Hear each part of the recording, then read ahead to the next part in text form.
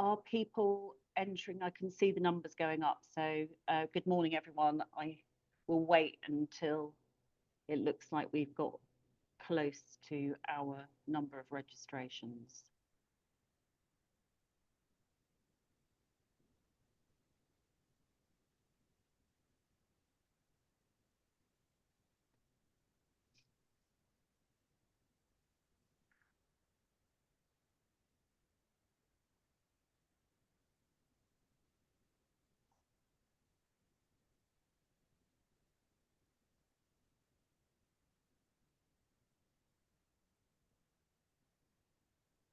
It looks like we're fairly stable. It's still going up a little bit, Rachel, but I think we can start.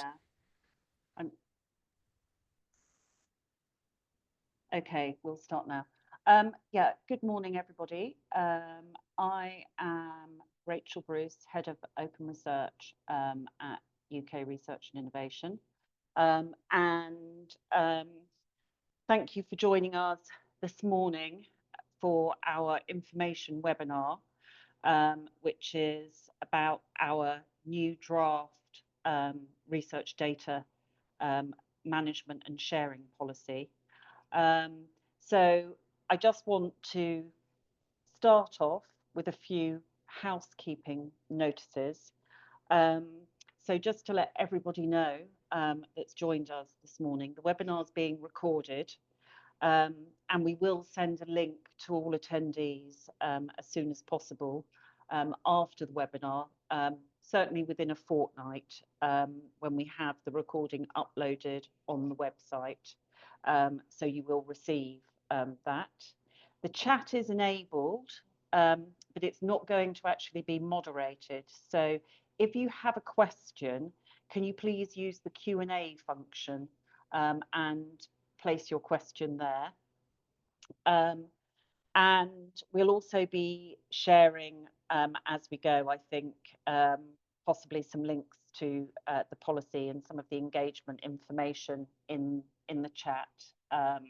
So keep an eye on some of those. I can see there's one already there that Emma has just posted.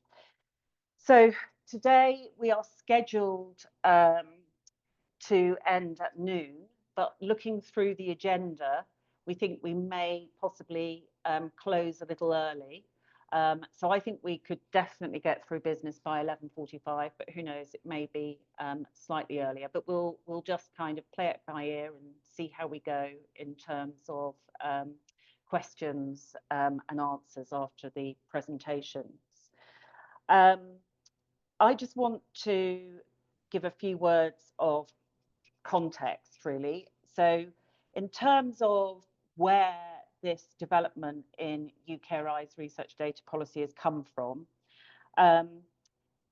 the commitment to updating our research data policies was actually in our first strategy. So it was a commitment back in 2018 when UKRI was launched as one of the pan-UKRI priorities in our policy and strategy development. And obviously under the banner of open research. So we have now, as many of you here will know, we've developed a pan-UKRI open access policy. And so we've now moved on to the development of the research data policy. And the idea behind it is, of course, that we want to, by having a strong, clear and unambiguous policy, incentivize research data sharing and where appropriate, protocol, software, data and code to support the reuse of that data, but also, of course, to underpin collaboration and also to support research integrity.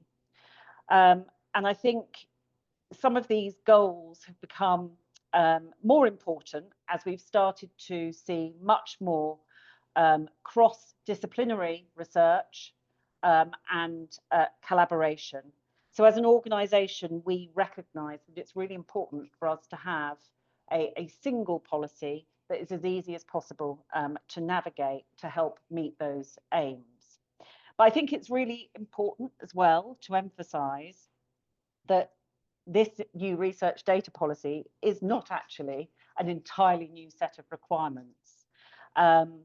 It is a development and builds on our existing policies and requirements that have been in place for some time. And so I suppose I would say that what we're looking at here, the new policy development, should really be viewed as much more of an evolution and certainly not a revolution. What we want to do is really build on what we have and what you have been doing well. And obviously, over the years, as those policies have been in place and practice have developed, we can see new insights, new common ways of doing things, which will help enable us across the whole research sector to have improved good practice and improved clarity. So as I've hinted at, we've had research data policies for a long time, but also alongside that, we recognise that technology changes, the research data landscape has also continued to change, and our current set of policies don't necessarily reflect all of those developments as well as they might, or as consistently as they might. And so the aim that we have worked on is to bring together the existing policies, to harmonise wherever we can, and update where necessary, to try and enable an easier pathway through those policies and set of requirements to underpin what I would say is good research and innovation. So the aim in terms of developing this policy is, we know it will be iterative in the long term, and that the decisions that we make are evidence-based and informed by stakeholders and conversations like today, but also the consultation period that we are now in. And we will be undertaking a series of stakeholder engagements, and we will also seek and develop more evidence to assess what is really feasible and desirable in the pan-UKRI policy. So today, we will have a presentation from Paul Richards, who is the strategy lead in the Open Research team, who has led the development of the draft policy, working in collaboration with council colleagues across UKRI. And then following that, our colleague Richard Welpton from ESRC and Charlotte Clarke from NERC will also outline some perspectives from their councils, really to show how things fit together.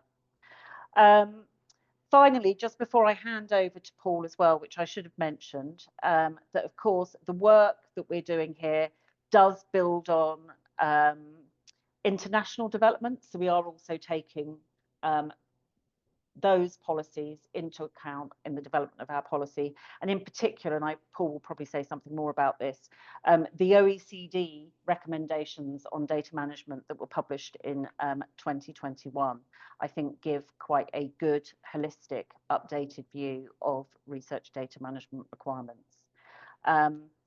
So I will now hand over to Paul to give his presentation. Thank you.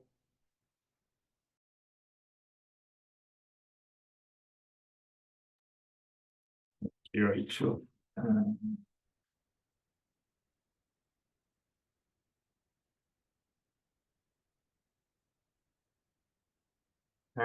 Everyone see that okay? Yes, it looks fine to me.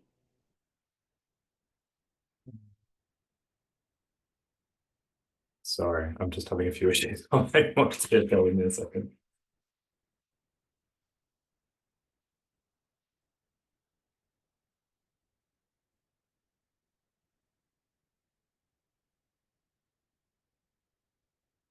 Right, there we go. Is that visible to everyone? Thanks. Sorry about that. So as Rachel mentioned, I'm going to kick off by sort of introducing UKRI's research data policy in a bit more depth. So I'll start off with just going through sort of some of the aims of the policy, reflecting in a bit more detail on some of the reflections Rachel made. Then I'll explain a bit how we're approaching the development of the policy and the consultation approach. And then I thought it'd be helpful just to run through sort of the key elements of the policy and just highlight some particular areas we're focusing on or sort of key changes from what we currently require. So I think just to emphasize to start off is the reason why we have a policy. It's not for a policy's sake or just have a mandate. We're doing this because one of our key priorities is championing open research and supporting research data sharing as part of our broader mission to enhance the UK's research and innovation landscape. So we want to update our policy to maximise the value of the research UKRI funds and the data that arises from it. And more generally, this is to facilitate more collaborative, efficient and trusted research and innovation. As I mentioned, it's an important part of supporting an open research culture, making data widely and freely available in a responsible manner, enhancing the transparency, trust and impact of research that UKRI supports. And we also are updating our policies, I think as Rachel mentioned, since we've had these sort of our council policy, there's been lots of advances in technology and practice. And we want to ensure the policy we've got aligns with the latest technological advances, good practice and other policy developments. And as Rachel mentioned, we're building on strong foundations of both UKRI's existing policies, primarily the Research Council's policies, common principles, the cross-sector concordat and open research data, and then many other sort of national and international community initiatives and practices that developed. So one such thing which we're building on slightly is a few years back, the government-supported Open Research Data Task Force published a report on realising the potential of open research data in the UK. So we're looking at those sort of things. I think as this report, Intelligent Open Science highlights that a really good example sort of the importance of sharing data in that we saw in sort of the COVID pandemic as well is a really good example.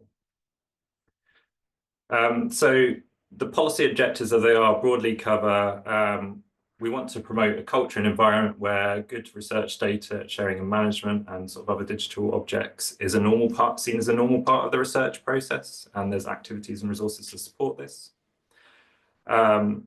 We want to ensure that the research data arising from the research we publicly fund is as open as possible, so maximising its impact for both research and innovation, but also wider society.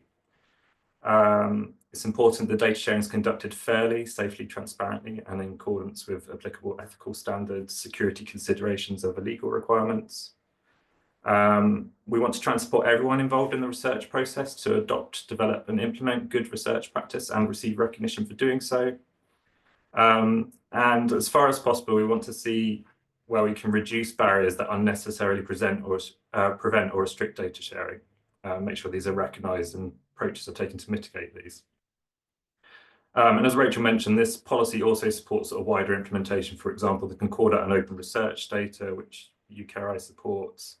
And Rachel mentioned the OECD recommendation on access to research data from public funding, which the UK is an adherent to.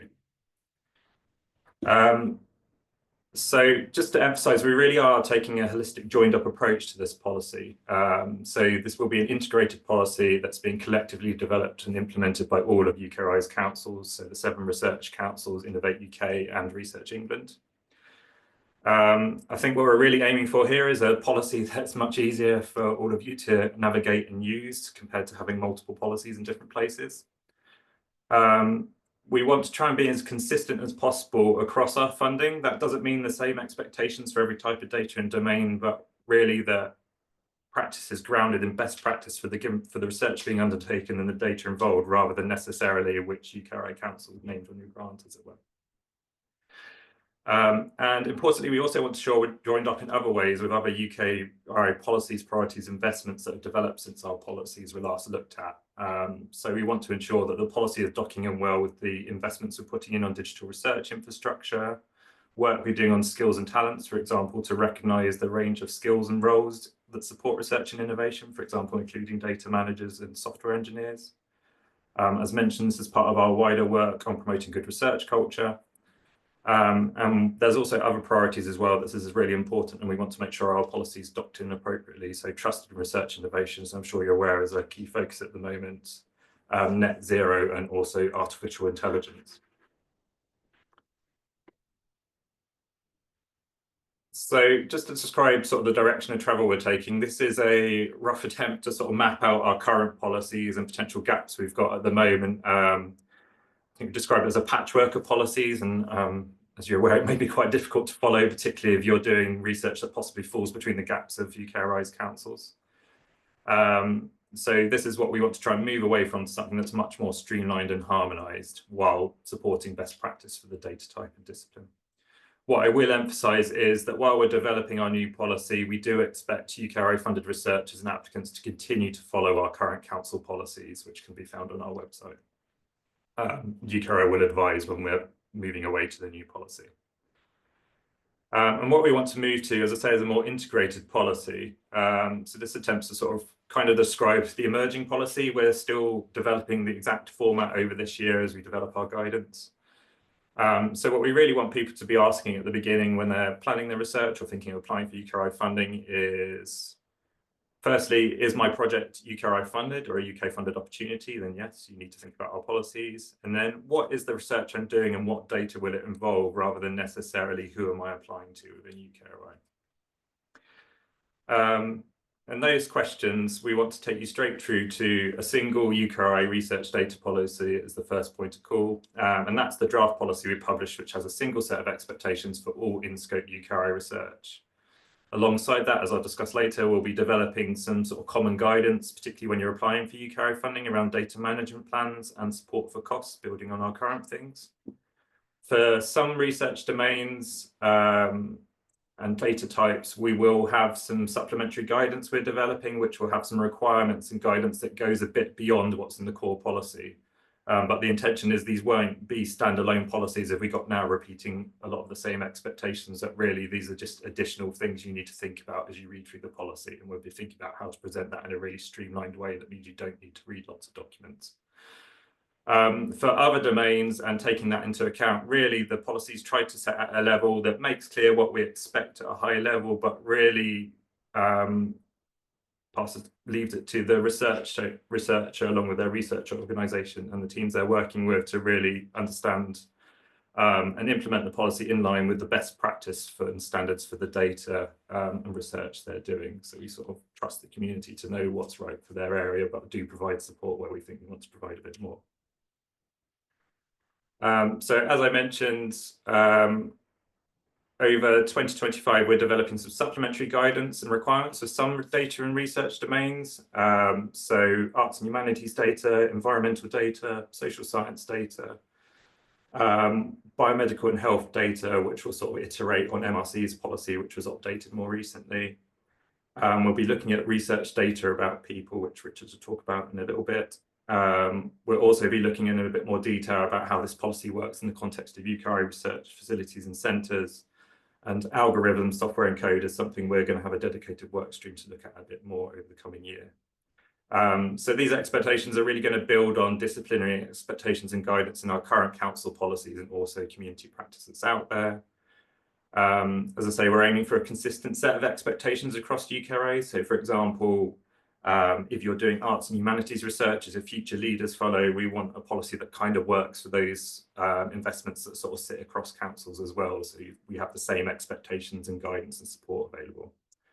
And hopefully we're aiming for a simpler and clearer presentation integrated with our core policy.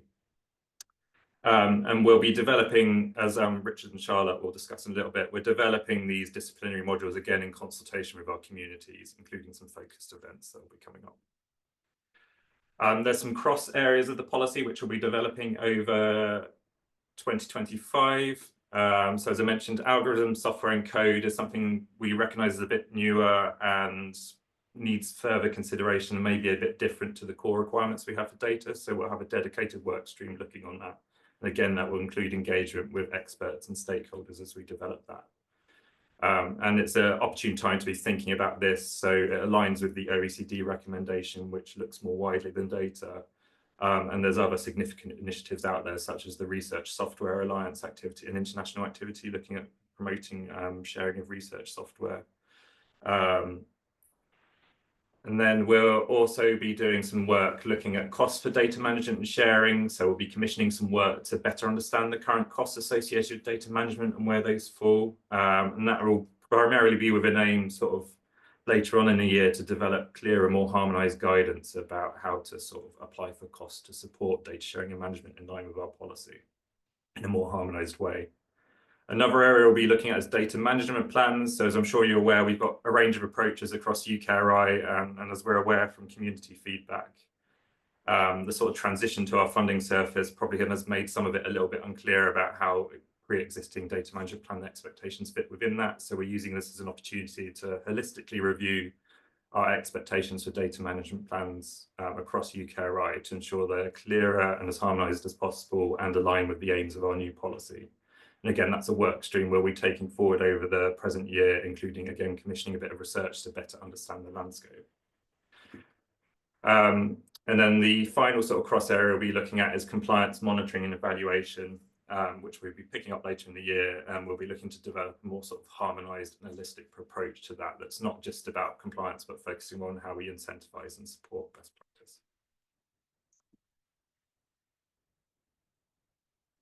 I thought I'd briefly just give a quick update on how we're taking forward the arts and humanities guidance, as this is a somewhat new area, as AHRC doesn't really have a policy at the moment. So AHRC is funding a suite of data repositories under its Infrastructure for Digital Arts and Humanities programme, as well as the Heritage Science Data Service. As part of this sort of broader UKRI research data policy work over this year, AHRC will be leading the development of supplementary expectations and guidance for arts and humanities data, including consultation with communities. And it's expected that sort of a core supplementary requirement that will be on the sort of UKRI policy we published is that for research data generated by AHRC projects and other UKRI funded arts and humanities research, there will be an expectation to deposit with the Heritage Data Science Service. But this really is something AHRC will be developing in detail a little bit later in the year, working closely with communities. Just to remind you of our consultation approach, so over April to July 2025, we're inviting a diversity of experts, organisations and bodies from across our council and cross-stake communities to a series of roundtables and workshops. These are sort of targeted and invited events, but if people really are interested in engaging in a particular area of the policy, do get in touch with us and we'll see if there's opportunities for people to get involved. These engagements will be sort of our core consultation mechanism for this policy. However, anyone can share their views using the feedback form on UKRI's engagement hub, which will be open until the 9th of July. To emphasise, we'll give all feedback, including that received via the form or via our stakeholder engagements, due consideration in informing both our final common policy and also the various bits of supplementary guidance we're developing. And this just gives you an overview of the timeline. So we started this work back in July 2024 with a cross-UKRI working group. The draft policy was published for consultation at the beginning of April. As I say, we're running sort of a focused consultations, particularly on the core policy, through to July, including events and the feedback form open until the 9th of July. Over this period and over the rest of the year, we'll be using that feedback and the work streams we're taking forward and guidance to develop, iterate and finalise our sort of common policy and the supplementary guidance. And that's with a view to publishing the final policy and guidance at the beginning of 2026. We'll then have an implementation period before the new policy applies, but that's very much something we'll be considering a little later in the year once we've got various feedback on that, and obviously make clear to the sector when the new policy will come in.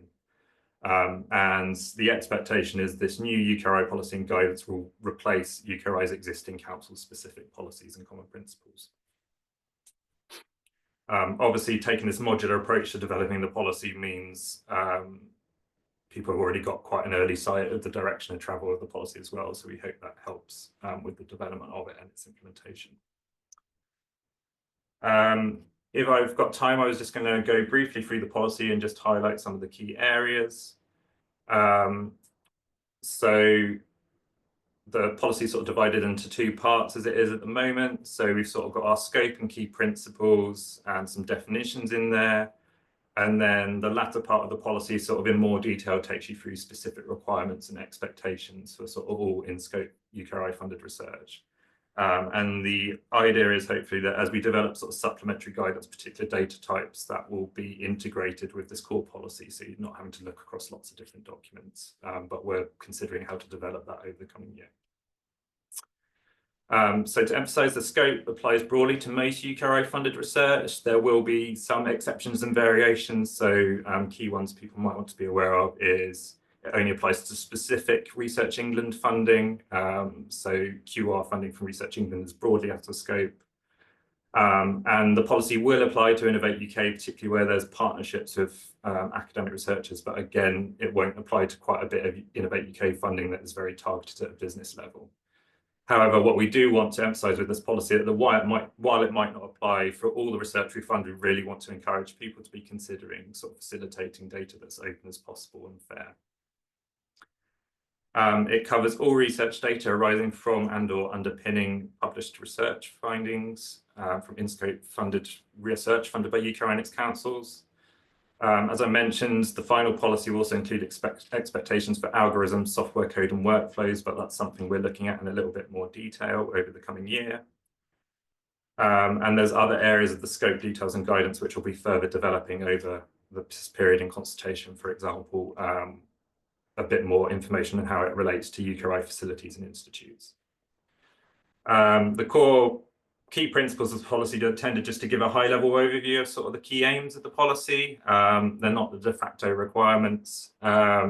These broadly align with what we're already expecting in our current council common principles and align with very much with sort of the messaging in the OECD recommendation and the Concordant on Open Research data. I think some key changes from our existing common principles are probably a greater emphasis on the use of FAIR, albeit a lot of our existing expectations kind of align with that, but were published before FAIR was really a term that was being used. And we've also, drawing on sort of MRC's more recently updated policy, put more of an emphasis on recognizing we need to acknowledge and recognize the range of contributions to research data sharing and management, which is also something that was picked up in the Concordant on Open Research data. We want to emphasize that research data management should be considered when planning research. This section of the policy, as you'll note, isn't completely finalized yet, so we'll be, as I say, we'll be developing our expectations around data management plans a bit more over the coming year. But a key thing to emphasize here is, at a minimum, councils currently requesting data management plans. We expect this to continue at some level for those councils at least, but we really are looking at this in a holistic way. As I say, the policy will also include some updated and more harmonized guidance around support for costs as well, which we're developing over the current year. Something we've also wanted to emphasize is sort of encouraging people to consider where they can potentially reuse data in their research, where this is appropriate, in line with the general aims of the policy. In terms of what data to share, key expectations are for the data and associated metadata necessary to validate published findings, and indeed any other data arising from UKRI funding that's got long-term reuse value. Really, the exact expectations of what needs to be shared should be determined and established based on standards and practices for the particular research data from the community. And as I said, in some areas, we'll provide a bit more supplementary guidance about what we're expecting, particularly where we already have these in our existing council policies. I think it's important to emphasize that the policy recognizes that some data needs to be shared in a more secure or restricted way, but the aim is still to make data as open as possible and as fair as possible. When to share data broadly aligns with what we currently say in our existing policies. So data necessary to understand and validate published findings should really be shared at no later than the time of publication.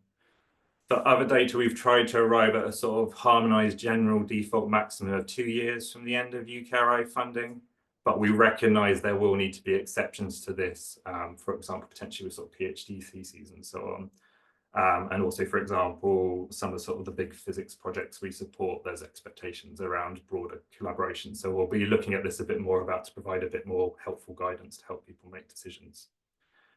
And the policy still recognises, in line with the Concordat, that the research team should normally be entitled to a limited period of exclusive use to publish or otherwise exploit the results of the data, given the work and value they've put it in. In terms of where to share data, again, this broadly aligns with what we've already required, but we've gone a bit stronger on the default expectation being for data to be shared in an appropriate subject repository, institutional repository, or third-party generalist repository. For most domains and data, that should be in line with sort of the expectations and standards for the field. But for some types of data, UKRI will continue to require the user-specific services. So for environmental data, that's the NERC's Environmental Data Service, Social Science UK Data Service, or an appropriate repository. And as I say, for arts and humanities, the Heritage Data Service is being set up. We'll be further considering any additional guidance on choosing an appropriate repository and welcome feedback and evidence as part of the consultation to inform that. To say the policy has a greater focus on implementing fair data, so I won't go through in detail, but some of the elements we're pointing to here are the use of global persistent identifiers, a clear and accessible license on the data where appropriate, so it's clear how it can be reused, encouraging the use of open data formats where appropriate, being clear that data must be shared with adequate contextual documentation and metadata, and we've also highlighted some expectations for making the metadata itself fair. And as per our open access policy, the requirement for a data access statement in publications. We've included a section building on the updated MRC policy on acknowledgement and recognition.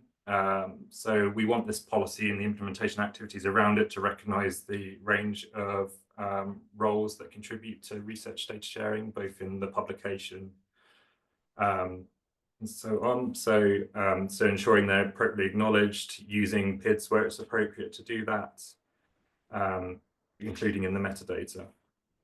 And this is something we'll also be looking at a lot more closely in terms of how we implement the policy and the wider support for it. We've also pulled out citing and reusing data just to make clear that, again, to support that reward and recognition, data must be appropriately citing their data sources in line with practice for the domain, and also emphasising that if UKRI funded researchers or others are reusing data, they must follow appropriate legal, ethical, or regulatory frameworks and any licensing considerations that apply to the data they're using. We have placed a bit more emphasis on data retention and preservation in this policy, but this is very much something we want to develop further, taking on board feedback during the consultation. So I think the key points here is we want to emphasise that all research data should be subject to some assessment to determine if it needs to be retained and for how long. In some cases, there may be specific policy requirements and guidance for this, or indeed legal requirements for data retention.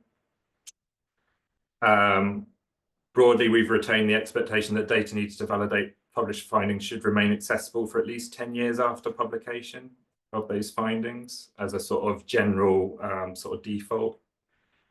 But again, we welcome feedback on this area. And I think another thing we've sort of want to emphasize here, which is again is in current UKRI guidance, but isn't very clear, is we recognize that it may not be cost effective or environmentally sustainable, for example, to indefinitely preserve all research data. So provided there is due assessment and UKRI's policy and supplementary guidances follow, UKRI recognizes that there may be a good reason to decide to eventually dispose of research data at an appropriate time as acceptable, but that won't apply in all cases. And UKRI will be very clear where we don't want that for certain data types. What we have made clear is, though, that even if you're not retaining the data, the metadata is still important. And then the sort of final core area of the policy is responsible data sharing. So we really want to emphasize that regardless of the type of data, you should be thinking about the legal, regulatory, security, ethical, intellectual property requirements that may apply when planning for research and throughout the research life cycle. We've highlighted some specific requirements and consideration building on our existing policies. An area we have given greater focus to this time because it is a growing policy area, is trusted research and innovation, and that's something we want to think about more if we can provide some more helpful guidance to help people navigate this. And I think the thing we really want to emphasize is, and I'm trying to emphasize in this policy, is we recognize there's a need to manage restrictions on data sharing, and it might not be possible for all data to be made completely open. It may need to be treated more secure, restricted, but every effort should be made to still make that data as open as is possible and restricted as necessary, and indeed fair as possible as well. So that might be sharing the metadata, even if you can't make the data itself open. So that's the message we really want to emphasize in this policy. So that's a quick overview of the policy. Obviously, do take a read if you haven't do. So I'm going to pass over to Richard Welpton now from ESRC, who's going to talk a bit about how we're developing the social science guidance. Yeah, thanks very much, Paul. And just before handing over to Richard, so that was excellent, Paul, but we are now at 11 minutes past 11, so we may actually run the full time, I think, now, because there's also lots of questions. Thank you very much for posting them. So, Richard. Thank you very much. And Paul, I assume you're going to do the Chris Whitty bit and forwards on slides. Thank you very much. So I'm Richard Welpton. I'm Head of Data Services at ESRC, and I'm responsible for the ESRC Research Data Policy, which we've had for many years, and it supported ESRC and researchers who are funded by ESRC and collect data as part of that funding. We've had the policy for many years. There is an obligation on researchers funded by ESRC who collect data with that funding to deposit their data in UK Data Service, specifically in the UK Data Archive. The current policy actually dates from about 2014. And this is really before we began to see some of the big changes in the social science data landscape. And Rachel mentioned some of the changes in technology in her introduction, for example. In the ESRC landscape, for example, we funded, in the 2010s, we funded the Administrative Data Research Network, which is now ADR UK. And we also funded the Big Data Network, which is now Smart Data Research UK. And so ESRC is now supporting researchers who are not just using the traditional survey data, but also sources of data from administrative government systems, but also from wearable devices and other type loyalty cards and other forms of smart data too. So yeah, the times have definitely changed, and we've been thinking about reviewing and updating this policy before the UKRI initiative came along. The policy has generally been a success for two reasons. The UK Data Service is, of course, very busy supporting researchers who deposit their data within the archive through their reshare service, and UK Data Service staff are very busy providing support and providing training to enable researchers to do that. I think the second measure of success is the acceptance, but also the strong willingness of researchers to wish to share their data for others to use after their research has been completed. So we're now working with UKDS to develop the supplementary requirements to support researchers collecting social science data under the new UKRI Research Data Policy. And just to say that, yes, the existing ESRC Research Data Policy will be replaced in 2026 by the supplementary guidance. If I could ask you to next slide, please, Paul. And I mentioned that we've been thinking about reviewing our policy for some time. And in fact, actually in 2024, we did commission Professor Angela Daly at University of Dundee and her team to review ESRC's data policy. This was published last May with about 20 recommendations for ESRC about how we could improve our policy. And one of the key recommendations was that ESRC would coordinate and align with UKRI, and I'm really pleased to have been part of a team led by Paul and Rachel developing a pan-UKRI research data policy. And I'm also pleased to say that many of the recommendations from Professor Daly's report have been incorporated into the pan-UKRI policy. The full report is available at the link, which I'll also put into the chat when I finish speaking as well. If I could ask you to move on, please, Paul.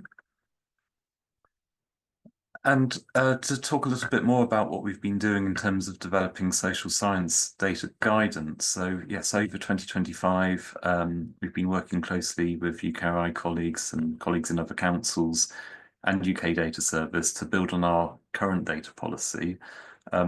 We will include the expectation that data are deposited, or the metadata are deposited, with the UK Data Service, as the UK Data Archive has been supporting our community since it was established in 1967. We aim for the guidance to apply to any relevant social science research in scope of the UKRI research data policy, which really is to say that if you are funded by a UKRI grant, either through ESRC or through another council, then you would be expected to apply the guidance in your work. But we know that there will be some particular issues that social science researchers will need to manage, and therefore we're going to be developing specific guidance in consultation with that community. And we will be hosting a workshop on June the 27th, and we'll be inviting the social science research community to help us shape that social science guidance. And again, we haven't got a link to sign up to that workshop yet, but that will become available hopefully at the end of this week. Next slide, please. But not, we're really not just thinking about specific guidance about social science research. We're also thinking about research data about people, and of course much research undertaken by social scientists, of course, is about people, but the same can be said in medical science, arts and humanities, as just mentioned, and other guidance too. So this is quite a nice opportunity for us to think about specific guidance to support researchers who are undertaking research about people, no matter the discipline, and that's very much in line with the aims of this research data policy. We know there's quite a lot of overlap in terms of best practice, expectations, some of the legal frameworks such as Data Protection Act, the new Data Use and Access Bill, etc. And so in developing this policy, we'll be thinking about how we can provide consistent and harmonised guidance, supporting researchers who are collecting data about people. And just building on the really excellent examples that we already have provided by MRC and UKDS, which publish guidance to support people who are handling and sharing data about people, such as sensitivities of those data, issues around anonymisation, personal data, special categories of data, and curating such data as well. And so more guidance will be developed over the next year. I think that's the end of my time, so I think now I can hand over to Charlotte, please. Thank you very much, Richard. And Charlotte, just because of our timing, we're now on 20 past, so if you can keep it to 5, then we'll have enough time for people's questions to be answered. Thank you. Yeah, of course, no worries, Rachel, and thank you. Yeah, hi everyone. I'm a Senior Programme Manager in NERC's Digital Infrastructure and Data team, and I just wanted to share a bit more information on our plans to kind of evolve NERC's data policy to consider environmental data more broadly. Next slide, please, Paul. So NERC has a very well established data policy. It actually dates back over 40 years. The current version of that policy was last updated in 2019. A few years ago, NERC published its first ever digital strategy. And as part of that, we are planning to kind of review and update NERC's kind of current data policy in alignment with that digital strategy, to think about kind of expanding the emphasis more on fair data and also strengthening our expectations around software and code. So the development of this kind of UKRI wide research data policy is a really timely opportunity, and we really support that kind of transition, as Paul discussed, from kind of council specific data policies to a more kind of harmonised and streamlined approach across UKRI. The NERC kind of current data policy really details NERC's commitment to the long-term management of environmental data. We very much consider data about the environment to be for the public good, and therefore have expectations around sharing that data as openly as possible. And building on that existing NERC data policy and working across UKRI, we'll be leading on guidance for environmental data, with the aim that this core UKRI research data policy and accompanying guidance would replace the current NERC data policy in 2026. Next slide, please, Paul. So as Paul said, we're really thinking about guidance in this context refers to requirements that go very much above and beyond the core UKRI policy. For NERC, we have a very specific requirement around that NERC-funded researchers should deposit a copy of their data within one of the 5 NERC data centres within the NERC Environmental Data Service. In its central to kind of NERC data policy is very much NERC's commitment to kind of maintain data centres for the management and dissemination of environmental data of long-term value, both generated from NERC-funded researchers, but also data deposited from third parties. And as NERC Environmental Data Service, we've got 5 data centres very much kind of span all different domains of environmental science, right from kind of solar and space physics to atmosphere and climate to polar, terrestrial, marine and the geosciences. And each data centre here really has kind of domain-specific expertise that are pulled together to deliver this kind of shared integrated service for NERC. Next slide, please, Paul. So over the course of 2025, working across UKRI, we'll be developing some guidance for environmental data to outline those kind of more specific requirements. Very much kind of, we're not starting from scratch, we're very much building on NERC's existing policy and also developments elsewhere. I want to be clear, I guess for NERC-funded researchers, we'll very much be retaining that expectation that NERC-funded researchers should deposit their data within one of those 5 data centres within the NERC Environmental Data Service. But what we want to do here in this guidance is very much kind of think about environmental data more broadly, and where possible, we want to kind of provide consistent expectations for applicable kind of in-scope UKRI funded research who may generate environmental data. We recognise there's a number of kind of practical considerations for us to work through, particularly around it, very likely to think about kind of a list of recommended places of deposit for environmental data generated from other kind of applicable UKRI funded research. Very likely that the NERC EDS could be one in a list of those recommended places to deposit for UKRI funded research. And we're very much building on some kind of first steps that we've been doing around kind of these cross-council programmes. We've developed some kind of interim guidance for like the cross-council Future Leaders Fellowships or the cross-council Responsive Mode programmes recently. So we very much want to build on that and to think a bit more broadly across UKRI. That will, over the course of 2025, very much on the timeline as Paul outlined earlier, we'll be working across UKRI, but also in consultation with the environmental data community, our NERC Environmental Data Service and all other relevant kind of UKRI facilities and centres to develop this guidance and work through those kind of practical considerations. Similar to ESRC and Richard's plans, we're planning on hosting a kind of environmental data focused workshop in summer. We haven't actually set a date for this workshop yet, but very much kind of in planning. But if you are interested in attending that workshop and also helping to kind of shape that environmental data guidance, please do get in touch via the email address here is the NERC data management email. We can put a copy on the engagement hub there. But yeah, that's all I've got today.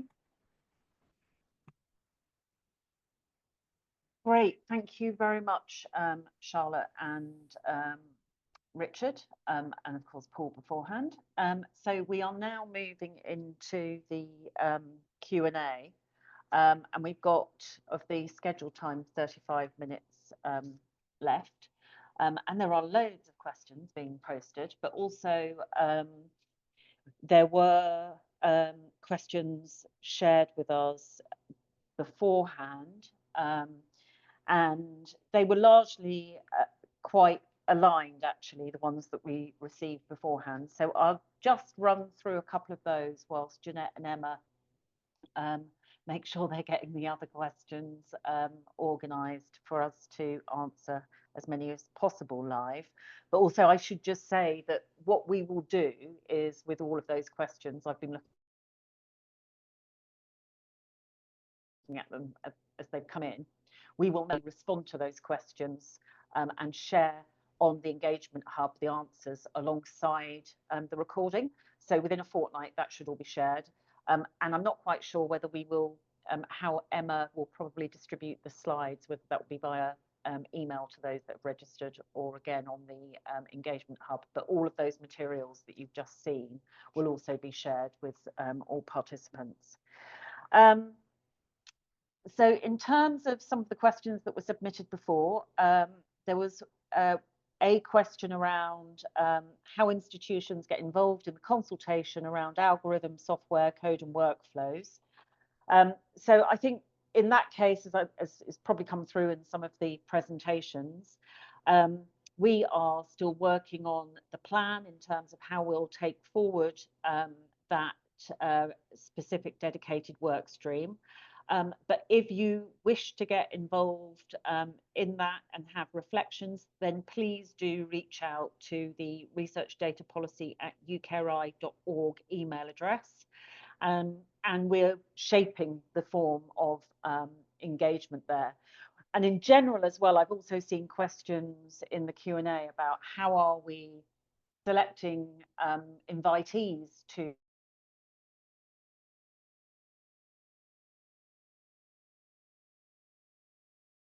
thoughts on the engagement hub, but also to reach out to us with interest. Although we wouldn't be able to guarantee everybody that reached out to us that they would be able to be engaged, because obviously there's numbers and feasibility and making sure that agendas work. We are engaging our council's membership to nominate experts and stakeholders.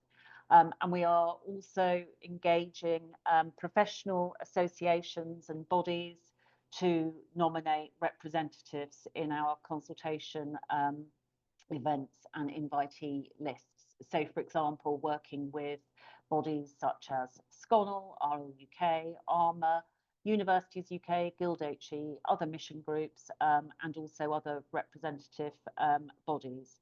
So that's largely how we are making up those invite lists around different engagements. But again, all voices are valid, and that's also why we have the engagement hub, which is there for people to also share any thoughts and reflections and evidence that you would like us to take into account in the development of the policy. So another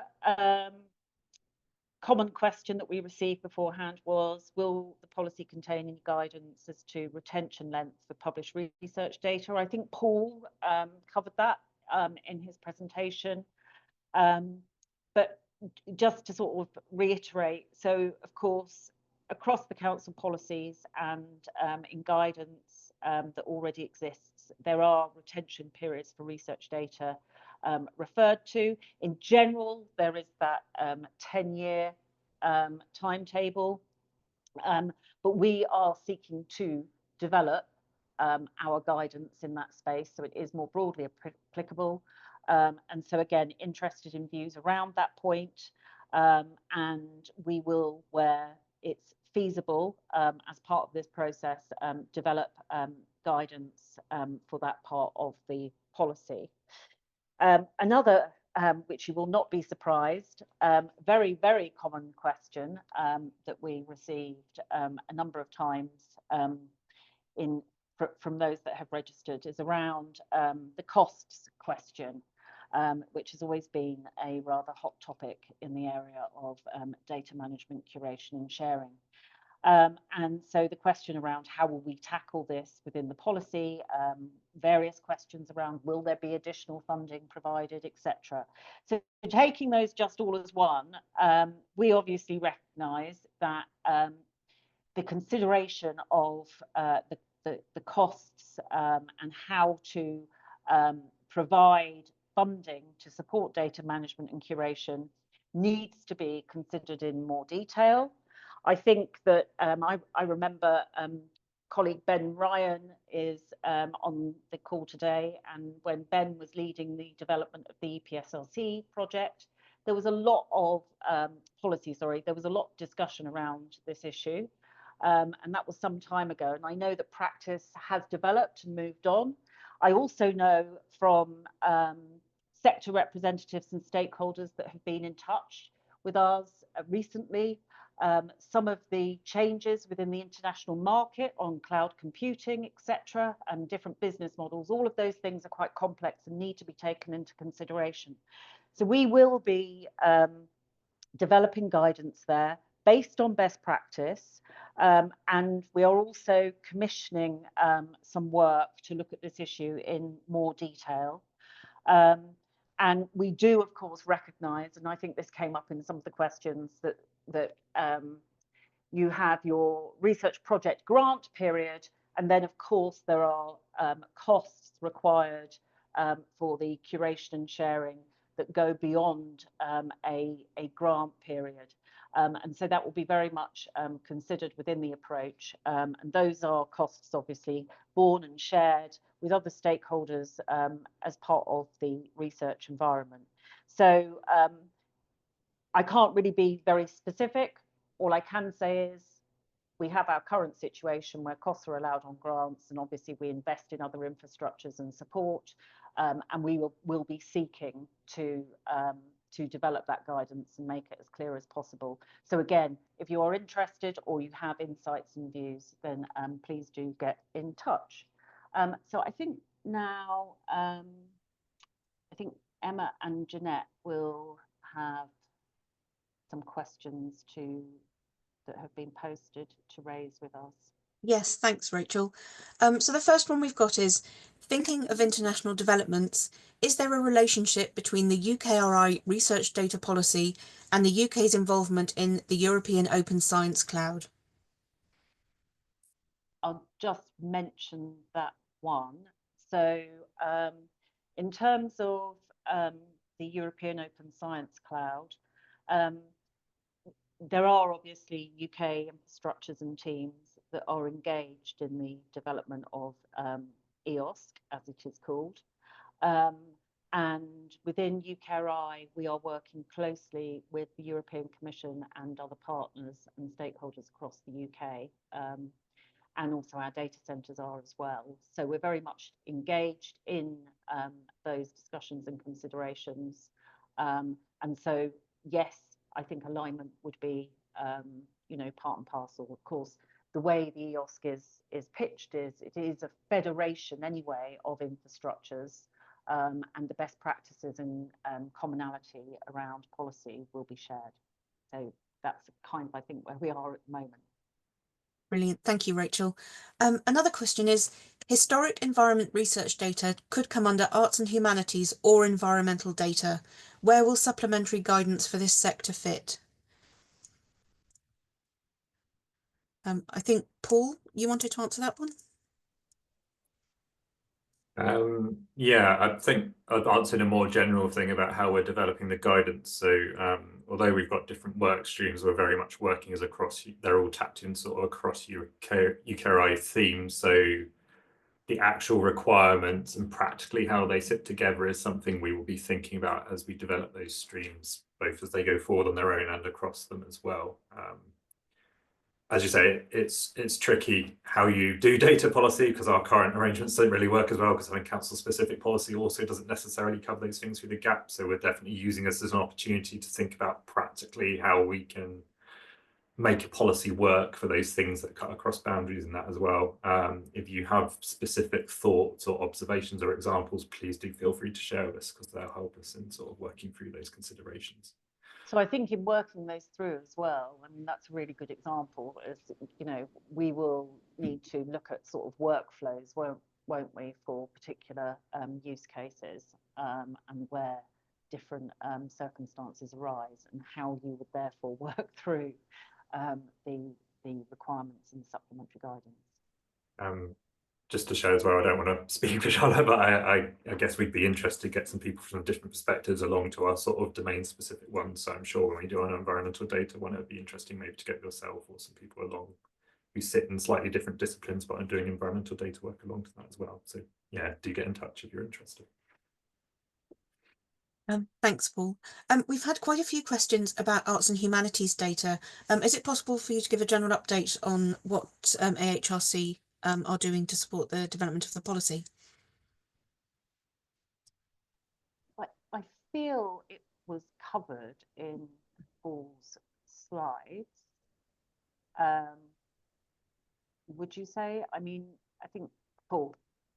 Yeah, I was just going to say the main focus from sort of an AHRC sectors of working on our sort of cross UKRI group on this core set of policies. Where we are at the moment is the level that's sort of set at, as it sort of lines with common principles that AHRC had sort of previously endorsed anyway. It's been the focus. AHRC are now starting to develop the work stream around specific guidance for arts and humanities. So at the moment, I can't share much more than the information shared on the slide. But what I will emphasise, having spoken to colleagues at AHRC, is they recognise this is a change, and they really are, as they take forward that work stream a little bit later in the year, really going to be engaging carefully with their different communities as well, and sort of thinking about how they develop this in a supportive way as well. So there will definitely be more information and engagement coming on that. It's just a slightly earlier phase. And I think, I mean, obviously, those investments that they've secured for the data infrastructure and services are very much demonstrate really their commitment to updating policies around this area. And now those are secured across the different data centres. The sort of approaches and guidance will be something they'll be working on, and it will be a sort of module that plugs into this policy framework as well, as far as I understand. And I think Paul mentioned this as well, but timing wise, it might be that some of these things need to be staggered in terms of when actual requirements are in place, although they seem quite optimistic that they'll be in line with the timetable for the rest of the policy framework. Thank you.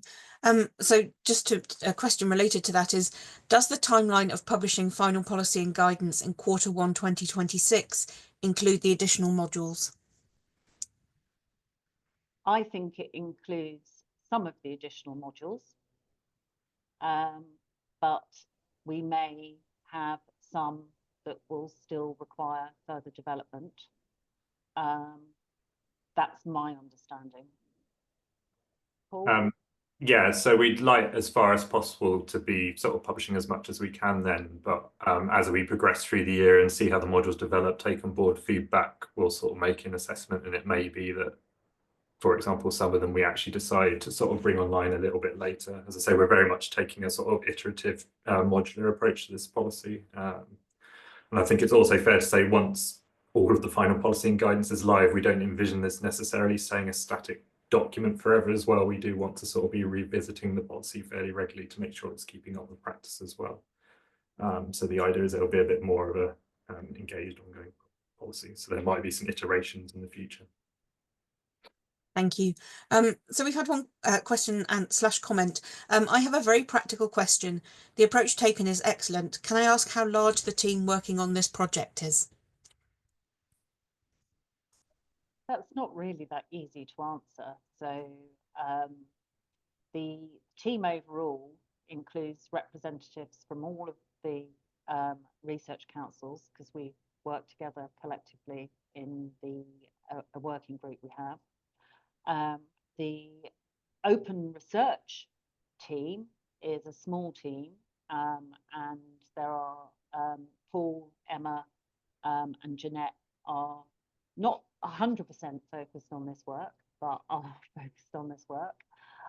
We will, of course, commission consultants. We also work to our, we are working with the data centres as well, so they're also inputting. We work to our executive chair champions. So for Open Research in UKRI, that's Jessica Corner and Patrick Chinnery. But we also have input from all of our executive chairs through the governance and decision making. So it's a team effort, and we can maybe think a bit more about a precise answer to that question. But I think that's the best answer I can give. Thank you, Rachel. We've had quite a few questions about data management plans. So I don't know if, Paul, you want to update on that more generally. Yeah, so there's several questions about, I've been looking at a few of the DMP ones, which are quite specific. I think at this stage is, this really is something we want to consider via a dedicated work stream, as I say, including commissioning a bit of research to understand the landscape and best practice better. So at the moment, we haven't made any firm decisions on the future directions about what data management will require and the mechanisms for that. I think what we are clear on is where council areas do require a data management plan at the moment, the requirement to do that isn't going to go away. Whether or not we move to a sort of single, very consistent mandate across UKRI, I suspect we might still need some variation, is sort of up for discussion. So we really want to take a step back and take a really holistic view about what data management plans are doing, the practicalities around that, where it makes sense to be a bit more harmonized, where it might make sense actually you do need to be a bit more specific in some places.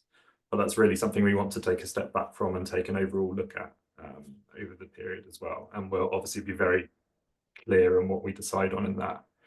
And very much we'll be sort of picking up these discussions in our various stakeholder engagements as well and so on. And if people have feedback and views, feel free to share those with UKRI and we'll take them on board. And we are actually just ready to issue the commission. So it's kind of all lined up and set to go on that particular work stream. Thank you. So a question, do you foresee working with Research England to develop or implement something similar to this for the REF after 2029? Appreciate that this is a long way off, but I am interested in your long-term plans or thoughts about this. I think the relationship we normally have with REF is that it's more about that kind of consistent policy.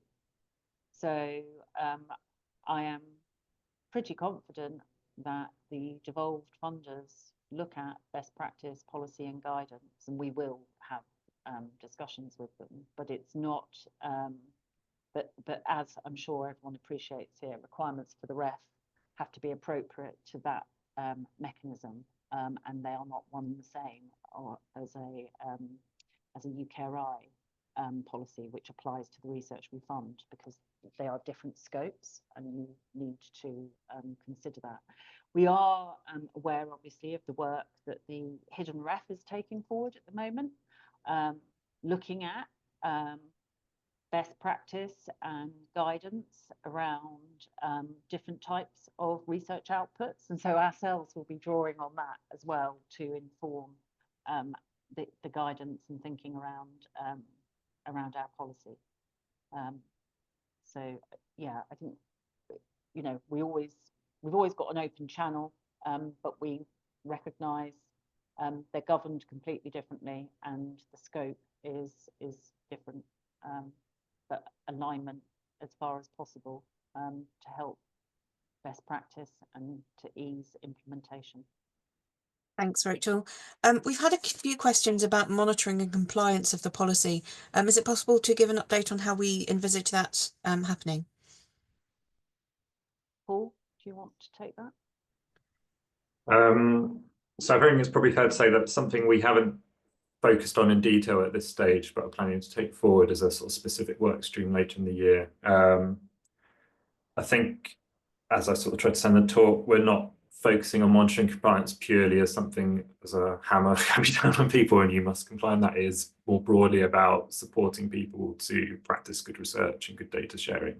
So we'll really be taking a quite holistic view of it, a bit like we've done with our open access policy. Obviously, at the moment, we've got lots of council-specific policies and particular mechanisms, so there is some complexity there. But what we'd like to arrive at is something that's as uniform as possible, harmonised as possible across UKRI.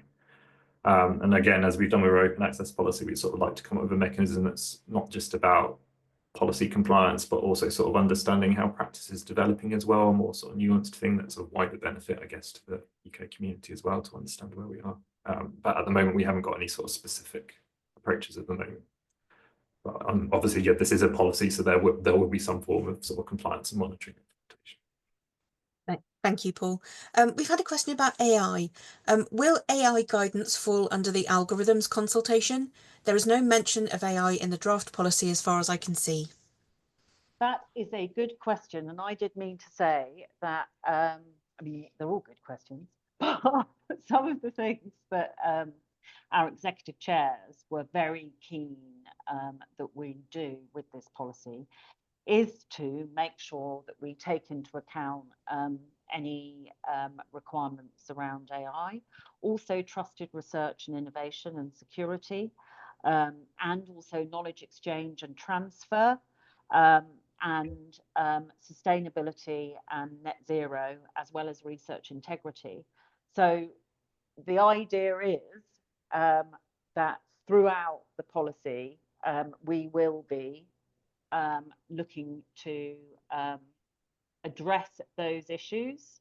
At the moment, I think with AI, there will definitely be an intersection to the software code module, but I don't think that's the only place. That's my understanding. Paul, do you want to add to that? Yeah, I mean, it's quite a moving field, which is why we didn't want to put anything too specific in our sort of draft policy we put out. As Rachel says, it's something we really want to focus on across what we're doing over the coming year to see what we'd say, particularly in our consultations. I think I would say as well as we're also thinking a lot of the questions I observed on AI are around possibly the challenges or dangers of AI and data, but we're also interested in work that's being explored, for example, via our Research Data Alliance and CoData around potential opportunities AI might bring to curating and sharing research data as well and understanding that a bit better. So yeah, at this stage, it's really something we want to consider in a bit more detail as we consult on the policy and sort of develop our various bits of guidance. So it's certainly not omitted because we're not thinking about it. It's more we want to understand it a bit more because it's such a moving field at the moment. Thank you very much. We've had a question. As the policy refers to data underpinning or arising from published research findings, are there any actions that academic publishers should consider to support policy compliance?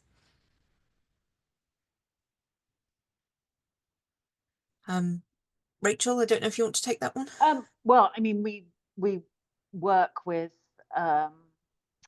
publishers and other stakeholders, obviously, and they will be engaged in some of the consultation discussions, I'm sure. I guess one of the key things has always been around the data access statement and where guidance and standards can be as clear as possible. So I mean that's something which I think we already in our open access policy seek for data access statements to be part and parcel, but also as part of the data policy, clearly it makes sense for that aspect to be developed, and as far as possible where those can be easy to use, standardized, machine readable, will be incredibly useful. So I think that's probably one of the key aspects that would be helpful. I think we will, if capacity allows, seek to engage further with some of the groups. For example, there is a group through the Research Data Alliance developing best practice and guidance in that space, and that's largely with publishers. So I think that's one space that's ripe for development and for publishers to think about. Great, thank you, Rachel. So we've had a question, what is the definition of open being used in the policy? Or do you want to take that? Thanks, Rachel. So I think the policy reflects the long-standing sort of principle that UKRI has had, and also sits across the Concordat on open research data more internationally, which is as open as possible, as closed as necessary. So when UKRI talks about open research, we're not saying that every single piece of UKRI data needs to be publicly open in that as well. I think as the policy tries to convey, we recognise there's a lot of nuance in that as well. So it recognises that where possible, data should be as open as possible, made publicly available, but that's not always possible, and there's different levels of sensitivity and so on in data. I think what we are trying to emphasise in that sort of open frame in this policy, perhaps a bit more than we have done previously, is that even if data needs to be made more restricted or secure, there are ways to still make that data more open and fair, discoverable and so on as well, whether that's sort of, for example, sharing metadata, even if you can't share the policy, or making sure people understand where that data is and if they can get access to it as well. So we very much mean open in a very nuanced way, but it really is about, yeah, as open as possible. Great. If that answers the question. It's a bit of a tricky one to give a definitive, but a good question. Thanks, Paul. So we've had a question. At the moment, there's quite a lot of areas which are still being developed, which makes it harder to comment on the draft policy, as the current draft feels very much a work in progress. Are there plans to consult the HEI sector on the policy once more detail is available? I think the way the consultation will work is it's iterative, and things will be discussed and developed, and there will be different sorts of consultation process around the different modules and clarification. So the plan is, through this process, there is, I think, thorough consultation being undertaken, rather than once we've sort of brought everything together, we'll go for another consultation period in, you know, February 2026. I don't foresee that. I think through the process we're being open, transparent, and welcoming input, and working with various different mechanisms where there'll be a whole range of voices inputting into the development. And then, as I think Paul has said, it's sort of like an iterative process anyway. So then there will be a way and a mechanism in terms of how policy can be refined going forward. Do you want to add to that, Paul? Yeah, I think it's to say all UKRI councils have been working really closely on these core requirements. So we really do see this as broadly capturing the majority of the actual policy requirements and what we're expecting. The disciplinary guidance where we're developing it is not going to be comprehensive, long, separate policies as we got at the moment. They really are going to be just sort of additional short requirements and bits of guidance as you go through the policy that make you think about a little bit extra. Really, the core additional requirements which are noted in the policy but not in full text at the moment are those specific deposit requirements for social science data, environmental data, and also the arts and humanities work, which we mentioned. But a lot of the other guidance will be more around sort of just supporting people to know where to look for particular things. So we will be engaging, as Rachel said, closely as we sort of develop those streams, but we're not envisioning having lots of very detailed policies that will need further review. It's more adding to what we've already got there. I think also the work that we'll be doing on costs, for example, and the work on data management plans, that will have embedded in it a lot of stakeholder engagement and consultation, and it will already build on best practice. So I think that the method overall means everything is very, very consulted as it develops in that iterative way. So I think if I can also just add, Rachel, I think as I mentioned in my presentation, some of the requirements are pitched at a deliberately quite high level. So we're not necessarily seeking for all domains areas to give really detailed, you must use PID XYZ for this particular data type. It really is set that we sort of trust the community to sort of follow the best practice and standards for their community in areas. It's only really the supplementary guidance where we might be a little bit more specific. So it's a deliberate decision in some places actually to be quite high level and say, you need to have PIDs on your data, but we're not necessarily saying you have to use XYZ, because that might be a little bit different depending on the context, for example. So where there isn't necessarily lots of detail under those points, some of that is a sort of deliberate decision to sort of recognise there's a whole diversity of practice and approaches across different domains, which it would be impossible to capture in a whole policy, nor should we necessarily need to. Great. Thank you both. We are at 11:55. Do you want to draw the meeting to a close? We could probably take one more question, Emma. Okay. One more. But yes, anyway, do one more question. Okay.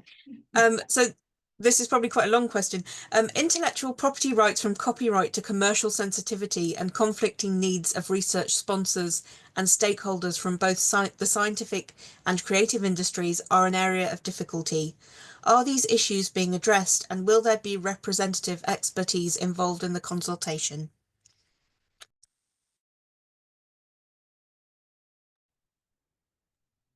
We did talk to AHRC about this last week, didn't we, Paul? Yeah, so I'd probably say in developing the policy, I mean, some of these issues expand more down data. They're things we've been exploring across our open research portfolio and aware of.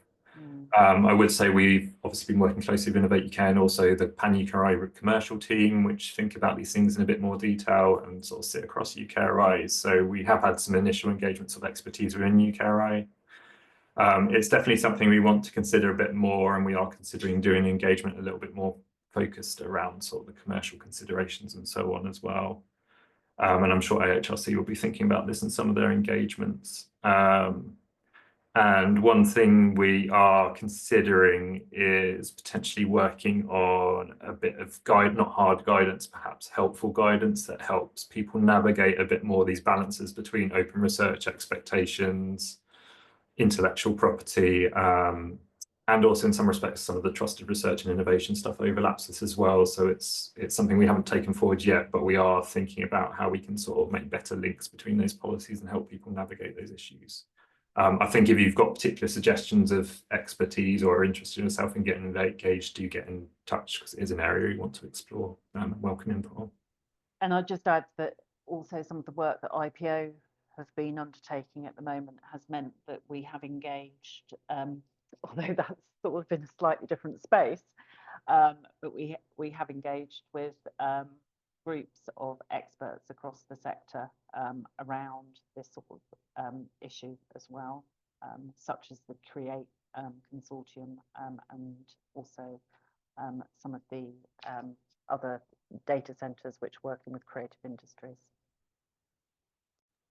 Great, thank you very much. We're at 11:58. Are you happy to bring the webinar to a close? Yes, I think so.